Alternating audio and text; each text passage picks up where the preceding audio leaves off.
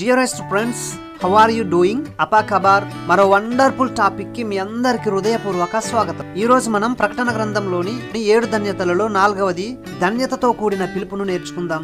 దేవుని వాక్యం చదువుకుందాం. ప్రకటన గ్రంథము 19వ అధ్యాయము 9వ వచనం. మరియు అతడు నాతో ఇలాగు చెప్పెను, గొర్రెపిల్ల పెండ్లి విందుకు పిలువబడిన వారు ధన్యులని రాయము. మరియు ఈ మాటలు దేవుని యథార్థమైన మాటలని నాతో చెప్పెను. ఈ వాక్యాన్ని ధ్యానించడానికి ముందు ఫ్రెండ్లీ రిమైండర్, మా వీడియోలు మీరు విలువైనవిగా భావిస్తే మాకు మద్దతుగా నిలిచేందుకు దయచేసి మా ఛానల్ను తప్పక సబ్స్క్రైబ్ చేసుకోండి. Let us grow in faith. Our motto, each one save one continuously. ప్రతి ఒక్కరూ ఒక్కరిని రక్షించాలి నిరంతరాయంగా. By this video also you can save yours obliged one.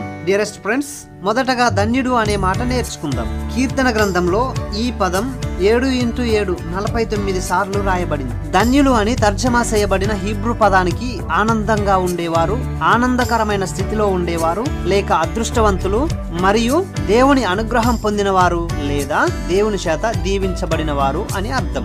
మనుషులను దీవించడం ఆయనకు అతి ప్రియం.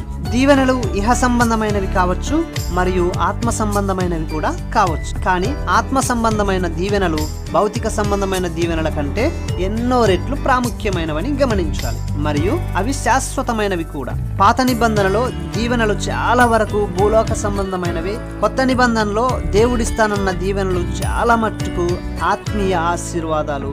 అవి పరలోక సంబంధమైనవి, అవి శాశ్వతమైనవి. ఇక్కడే మీకు ఒక స్పష్టత ఇవ్వాలనుకుంటున్నాను. ఎఫెసీ పత్రిక 1:3 వచనం, మత్తయి సువార్త 5వ అధ్యాయం 3 నుంచి 12 వచనాలు, లూకా సువార్త 6వ అధ్యాయం 20వ వచనం నుంచి 26వ వచనం, లూకా సువార్త 6వ అధ్యాయం 20వ వచనం, బీదలైన మీరు ధన్యులు, దేవుని రాజ్యం మీది. ఈ వచనం ప్రకారం విశ్వాసులంతా పాత నిబంధన సంప్రదాయాన్ని అనుసరించి సంపదలు ఉండడమే దైవ ఆశీర్వాదాలకు గుర్తు అనుకుంటే అది ఆత్మవంచనే అవుతుంది. ఇక్కడ నేను ధనవంతులుగా ఉండవద్దని అనడం లేదు. ధనం ఆశీర్వాదానికి గుర్తు కాదు అని అంటున్నాను. డియరెస్ట్ ఫ్రెండ్స్, గొర్రెపిల్ల వివాహం వేరు, పెండ్లి విందు వేరు. గొర్రెపిల్ల పెండ్లి విందుకు పిలువబడిన వారు అతిథులు.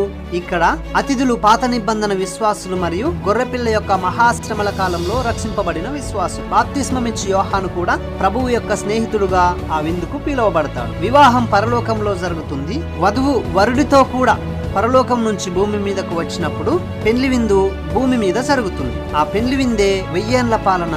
అందులో పాల్గొన్న వారు క్రీస్తుతో కూడా 1000 ఏళ్లు పరిపాలిస్తారు. డియరెస్ట్ ఫ్రెండ్, ఇక్కడ 2 గ్రూపులలో మొదటి గ్రూపులో ఉండడం నీకు ఎంతో శ్రేష్టకరం. ఆ గ్రూపు క్రీస్తు యొక్క వధువు సంఘం. ఇప్పుడే నువ్వు యేసుక్రీస్తును నీ సొంత రక్షకుడుగా అంగీకరిస్తే నీవు ఆ విందులో పాలిభాగస్తుడవు అవుతావు. Thank you so much for watching this video. God bless you all. Forget not to subscribe.